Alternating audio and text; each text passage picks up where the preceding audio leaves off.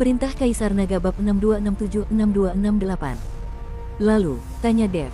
Sebentar, Jiang Suelan terdiam sejenak, kemudian, terlalu banyak hal terjadi. Karena kesombongan bawaan para dewa, mereka tidak dapat berkultivasi dengan kultivator garis keturunan lain, yang membuat garis keturunan mereka menjadi semakin rapuh setelah ratusan ribu tahun diwariskan. Setelah mendengar kata-kata Jiang Suelan, Dev langsung teringat pada keluarga kerajaan di dunia sekuler.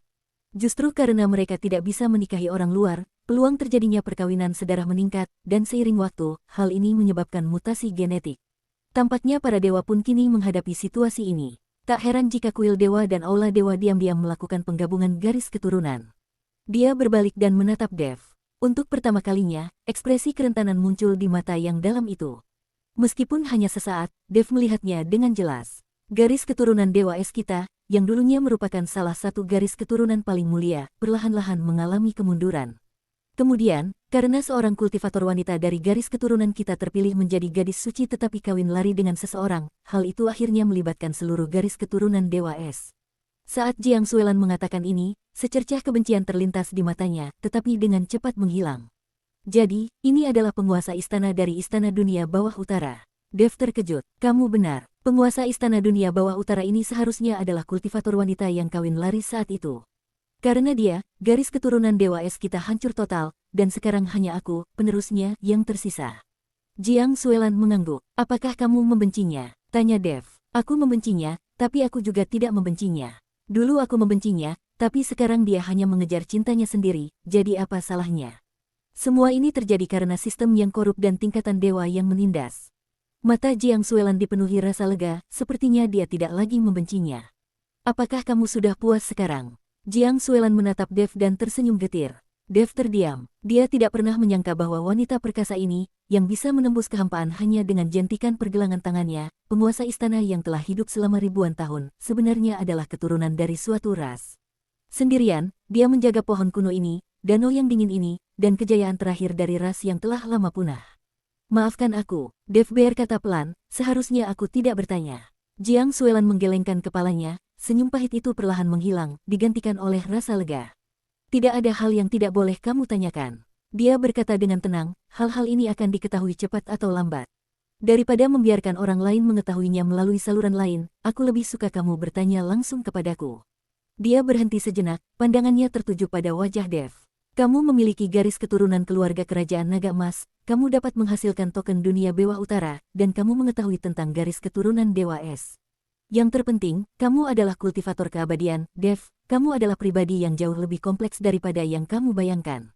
Dev tersenyum kecut, aku hanya beruntung. Beruntung. Jiang Suelan terkekeh pelan, tawa yang mengandung sedikit rasa geli. Kamu melakukan perjalanan jauh ke surga tingkat ke-14, melintasi angin kencang kehampaan untuk menemukan tempat terpencil ini, dan memiliki darah keluarga bangsawan naga emas serta darah umat manusia yang mengalir di pembuluh darahmu.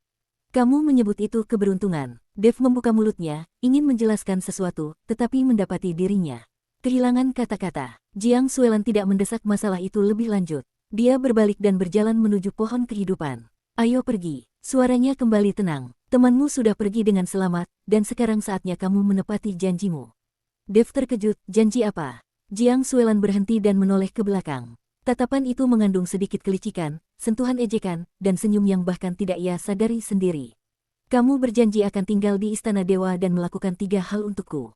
Apa? Kamu lupa? Dev. Dia benar-benar lupa. Atau lebih tepatnya, dia mengira Jiang Suelan hanya mengatakannya begitu saja dan tidak akan menganggapnya serius. Kamu tidak sedang bercanda? Tanya Dev ragu-ragu. Ekspresi Jiang Suelan seketika berubah dingin, seperti permukaan danau yang tertutup lapisan es tipis setelah diterpa angin dingin. Aku tidak pernah bercanda. Nada suaranya dingin dan serius, membuat Dev langsung menyadari bahwa wanita ini serius. Sangat serius. Apa 3 hal itu? Dev pasrah menerima nasibnya. Jiang Suelan berpikir sejenak dan mengangkat 3 jari. Hal pertama, dia menarik satu jarinya dan melirik Dev. Garis keturunan naga emas di tubuhmu sangat istimewa. Ini bukan sekadar garis keturunan bangsawan biasa, aku merasakan ada sesuatu yang lain dalam garis keturunanmu yang belum pernah kulihat sebelumnya.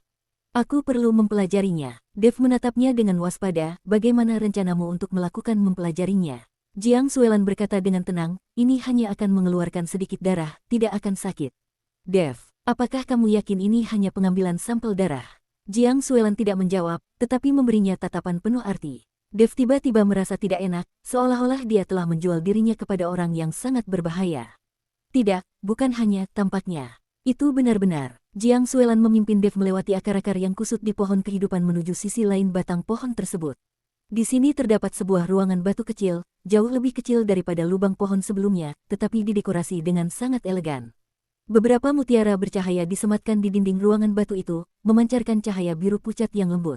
Sebuah meja batu diletakkan di tengah, di atasnya tersusun rapi berbagai peralatan yang tidak dapat disebutkan namanya oleh Dev, botol kaca transparan, jarum perak setipis rambut, beberapa keping giok berukir rune, dan sebuah buku kuno yang menguning. Silakan duduk. Jiang Suelan menunjuk ke bangku batu di depan meja batu. Dev duduk sesuai instruksi, memandang peralatan di atas meja, dan entah kenapa merasa seolah-olah sedang berbaring di atas talenan. Jiang Suelan mengeluarkan jarum perak dari lengan bajunya. Jarum itu setipis bulu sapi, dan cahaya keemasan samar mengalir di sekitar ujungnya. Dia duduk di depan Dev, mengangkat jarum perak ke matanya, dan berkata dengan tenang, "Ulurkan tanganmu." Dev ragu sejenak, tetapi tetap mengulurkan tangan kanannya. Jiang Suelan menggenggam pergelangan tangannya, menekan ibu jarinya pada denyut nadinya, dan sedikit memejamkan matanya untuk merasakannya sejenak. Kemudian, dia dengan lembut memasukkan jarum perak itu ke ujung jari Dev. Jarumnya sangat tipis sehingga dia hampir tidak merasakan sakit saat ditusuk. Namun, begitu jarum menyentuh pembuluh darah di ujung jarinya, tubuh Dev bergetar hebat.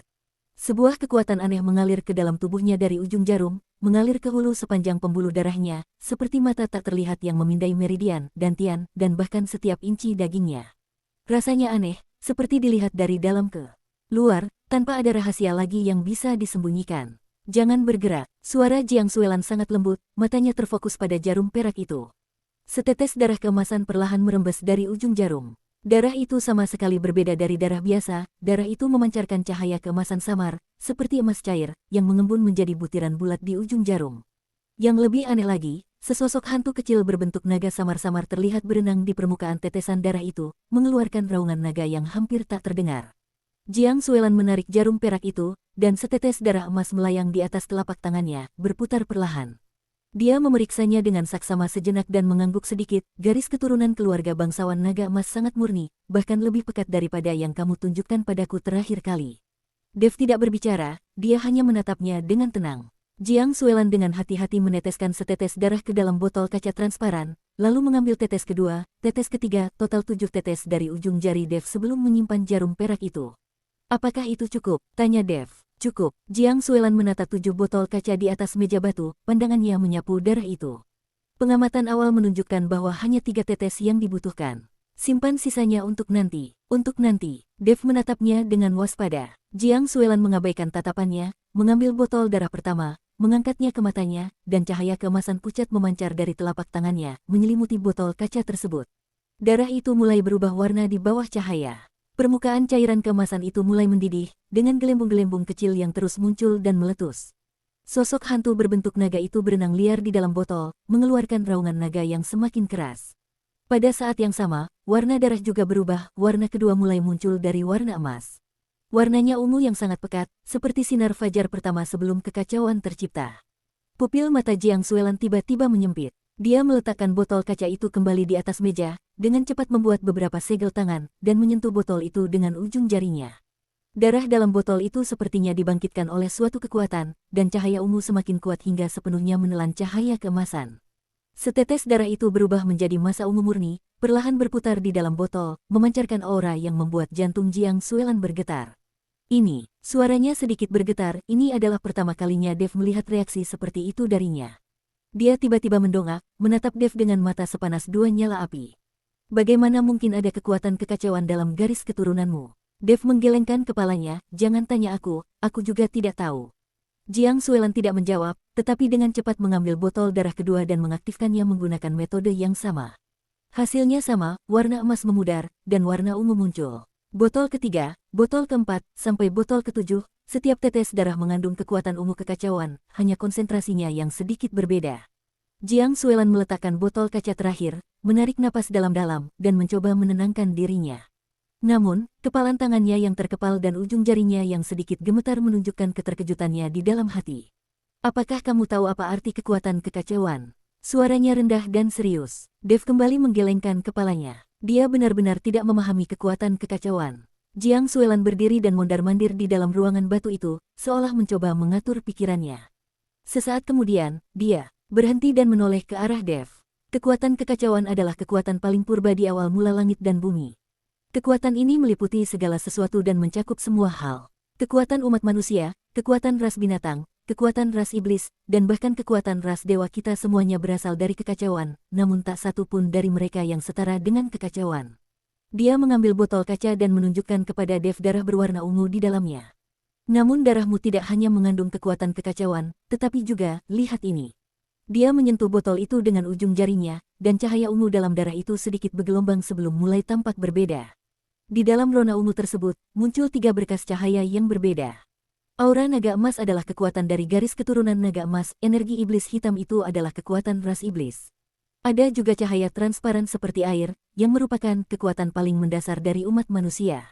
Ketiga kekuatan tersebut saling terkait dan menyatu di dalam botol, namun masing-masing tetap mempertahankan karakteristiknya sendiri. Ini bukan sekadar campuran sederhana, melainkan fusi sejati, seperti halnya 3 warna primer bercampur membentuk cahaya putih, ketiga kekuatan tersebut menyatu menjadi kekacauan. Namun, ketika Jiang Suelan menggunakan metode khusus untuk memisahkan mereka, mereka dapat sepenuhnya dipulihkan menjadi 3 kekuatan independen.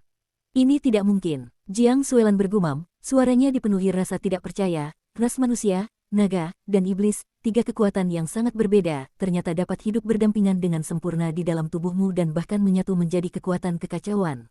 Ini melanggar semua akal sehat tentang kultivasi. Dia menatap Dev, tatapannya dipenuhi emosi yang sulit dia jelaskan. Monster jenis apa kamu ini?